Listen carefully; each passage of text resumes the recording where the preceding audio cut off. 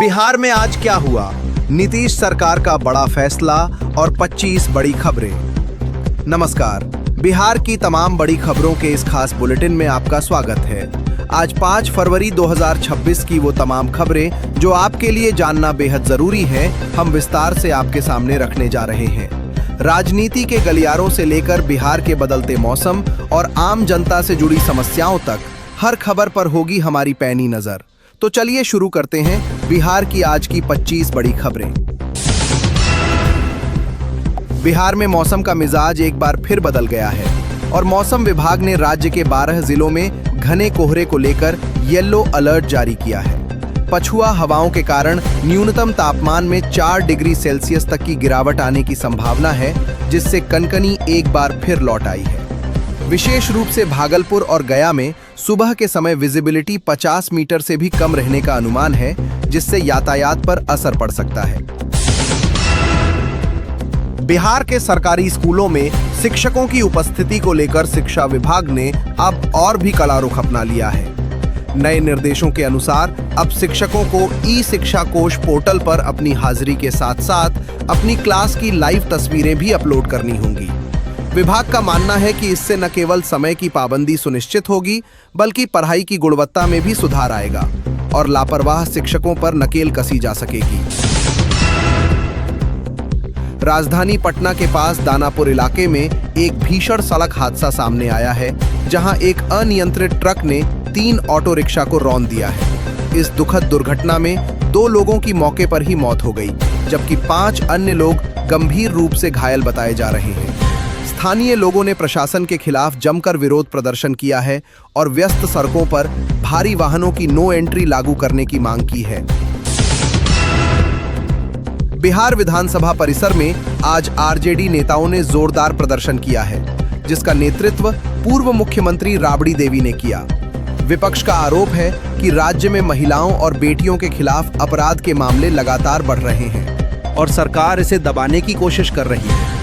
राबड़ी देवी ने कहा कि हर जिले में कानून व्यवस्था चरमरा गई है और अपराधी बेखौफ होकर वारदातों को अंजाम दे रहे हैं।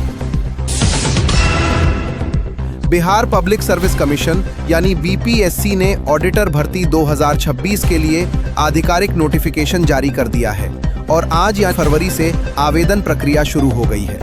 कुल 102 पदों पर होने वाली इस भर्ती के लिए उम्मीदवार 26 फरवरी तक ऑनलाइन आवेदन कर सकते हैं।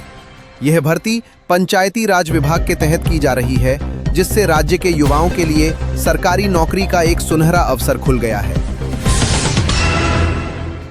नवादा जिले से एक सनसनीखेज मामला सामने आया है, जहां जमीन विवाद को लेकर 2 गुटों के बीच जमकर गोलीबारी हुई है। इस हिंसा में कई लोग घायल हुए हैं, जिन्हें इलाज के लिए सदर अस्पताल में भर्ती कराया गया है।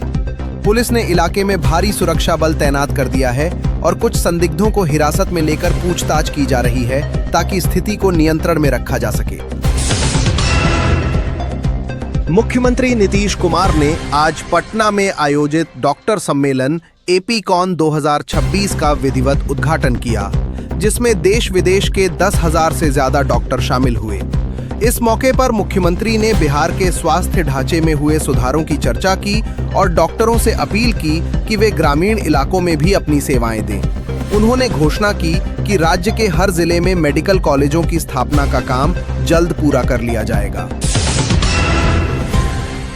मुजफ्फरपुर में स्मार्ट सिटी प्रोजेक्ट के तहत चल रहे विकास कार्यों में देरी को लेकर स्थानीय लोगों का गुस्सा फूट पड़ा है। शहर की मुख्य सड़कों पर जलजमाव और खुदाई की वजह से लोगों का पैदल चलना भी दूभर हो गया है। व्यापारियों का कहना है कि निर्माण कार्य कछुआ गति से चल रहा है, जिससे उनके कारोबार पर बुरा असर पड़ रहा है और धूल मिट्टी के कारण बीमारियां फैलने का खतरा बढ़ गया है। बिहार के बजट 2026 से 27 में रोजगार के मुद्दे पर विशेष जोर दिया गया है और वित्त मंत्री ने 3 लाख से ज्यादा नए पदों पर बहाली का रोड मैप पेश किया है। सरकार का लक्ष्य है कि 7 निश्चय पार्ट 3 के तहत युवाओं को आत्मनिर्भर बनाया जाए और निजी क्षेत्र में भी निवेश को बढ़ावा दिया जाए। इस बजट को बिहार के इतिहास का अब तक का सबसे बड़ा बजट बताया जा रहा है, जिसमें शिक्षा और स्वास्थ्य पर सर्वाधिक खर्च होगा। पूर्णिया में पुलिस ने एक बड़े अंतर्राज्यीय तस्करी गिरोह का भंडाफोड़ किया है और भारी मात्रा में नशीली दवाओं की खेप बरामद की है। गुप्त सूचना के आधार पर की गई इस छापेमारी में 3 तस्करों को गिरफ्तार किया गया है, जो बंगाल से बिहार में नशे का सामान ला रहे थे। पुलिस अब इन तस्करों के नेटवर्क को खंगाल रही है ताकि इस गिरोह की जड़ों तक पहुंचा जा सके। गया जिले में पितृपक्ष मेले की तर्ज पर अब पर्यटन को बढ़ावा देने के लिए एक विशेष सर्किट तैयार किया जा रहा है। पर्यटन विभाग का लक्ष्य है कि फल्गु नदी के किनारे और विष्णुपद मंदिर के आसपास के इलाकों को विश्व स्तरीय सुविधाओं से लैस किया जाए। इससे न केवल स्थानीय लोगों को रोजगार मिलेगा, बल्कि विदेशी पर्यटकों की संख्या में भी भारी इजाफा होने की उम्मीद जताई जा रही है। बिहार में जमीन सर्वे का काम अब अपने अंतिम चरण की ओर बढ़ रहा है, लेकिन कई जिलों में वंशावली और कागजात को लेकर अभी भी असमंजस की स्थिति बनी हुई है। राजस्व विभाग ने निर्देश दिया है कि रैयतों को घबराने की जरूरत नहीं है और शिविर लगाकर उनकी समस्याओं का समाधान किया जाएगा। अधिकारियों को सख्त हिदायत दी गई है कि किसी भी किसान को सर्वे के नाम पर परेशान न किया जाए। सारण जिले के छपरा में एक बेकाबू कार के नहर में गिर जाने से एक ही परिवार के 3 लोगों की डूबने से मौत हो गई। बताया जा रहा है कि परिवार एक शादी समारोह से लौट रहा था। तभी कोहरे के कारण ड्राइवर को रास्ता नहीं दिखा और गाड़ी सीधे पानी में जा गिरी। स्थानीय गोताखोरों की मदद से शवों को बाहर निकाला गया है और पूरे गांव में इस घटना के बाद मातम पसरा हुआ है।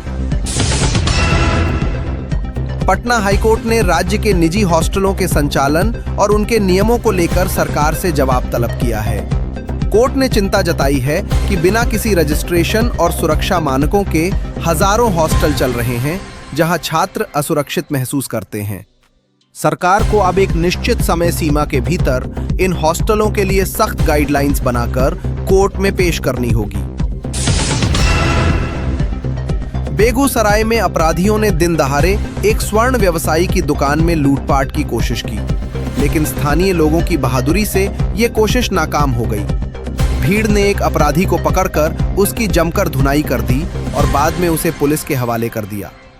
पुलिस अब पकड़े गए अपराधी से उसके साथियों के ठिकाने के बारे में पूछताछ कर रही है, ताकि पूरे गिरोह को सलाखें के पीछे भेजा जा सके। बिहार के कृषि विभाग ने इस साल मक्का की रिकॉर्ड पैदावार को देखते हुए किसानों के लिए नए खरीद केंद्र खोलने का निर्णय लिया है। सरकार चाहती है कि किसानों को बिचौलियों के हाथों अपनी फसल सस्ते दाम पर न बेचनी पड़े, इसलिए न्यूनतम समर्थन मूल्य पर खरीद की प्रक्रिया को आसान बनाया जा रहा है। इसके साथ ही डिजिटल माध्यम से भुगतान की सुविधा भी शुरू की गई है। दरभंगा एयरपोर्ट पर यात्रियों की बढ़ती संख्या को देखते हुए अब नए टर्मिनल बिल्डिंग का काम तेज कर दिया गया है।